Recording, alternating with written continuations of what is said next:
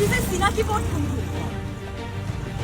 I asked him back কি কৈছে আকৌ ওচৰলৈ আহিলে চিনাকি পথ কোনটো মই কৈছো মই গম নাপাওঁ বেলেগ he hold me like that and brought me how dare you do that how dare you do that please zoom at this zoom for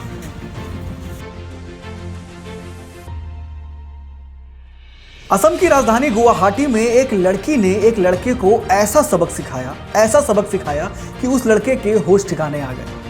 नमस्कार, मैं हूं सुजीत सागर और आप देख रहे हैं क्लाउड 9 न्यूज। 30 जुलाई को असम की राजधानी गुवाहाटी की रहने वाली भावना कश्यप शहर के रुक्मणी नगर इलाके से गुजर रही थी। ये इलाका जीएस रोड के नजदीक है। जिस वक्त वो इस इलाके से गुजर रही थी उसी वक्त एक लड़का उनके पास पता पूछने के बहाने आता है।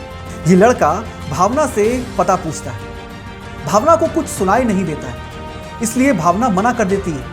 वो कहती है कि उसे कुछ सुनाई नहीं दिया है। इसका फायदा उठाकर वो लड़का भावना के और नजदीक आता है और करीब आकर उससे एक बार फिर से वो पता पूछता है। भावना इस बार उस पते की जानकारी होने से इनकार कर देती है और कहती है कि आप किसी और से इस पते को पूछ लीजिए। इतने में वो लड़का भावना के सीने पर हाथ मार देता है। ये इतना ज्यादा शॉकिंग था जिसकी वजह से भावना सदमे में आ गई। इस शर्मनाक घटना को अंजाम देने के बाद वो लड़का अपनी स्कूटी लेकर भागने लगा, लेकिन वो लड़का स्कूटी को बढ़ाना चाह रहा था, एक्सीलेटर पर एक्सीलेटर दिए जा रहा था, लेकिन उसकी स्कूटी 1 इंच भी आगे नहीं बढ़ी। जब उस लड़के ने पीछे पलटकर देखा तब उसके होश उड़ गए।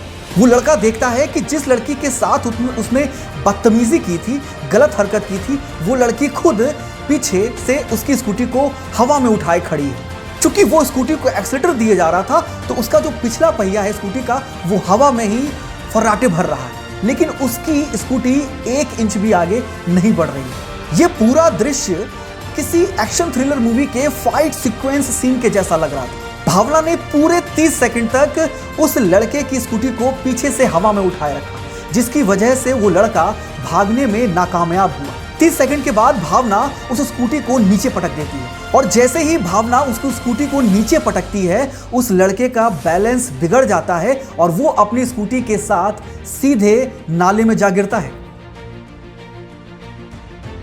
भावना तुरंत असम पुलिस को इन्फॉर्म करती है, शिकायत करती है और असम पुलिस भी तुरंत मौके पर पहुंचती है और उस लड़के को गिरफ्तार कर लेती है। इस पूरी घटना की जानकारी भावना ने अपने फेसबुक पेज पर दी है।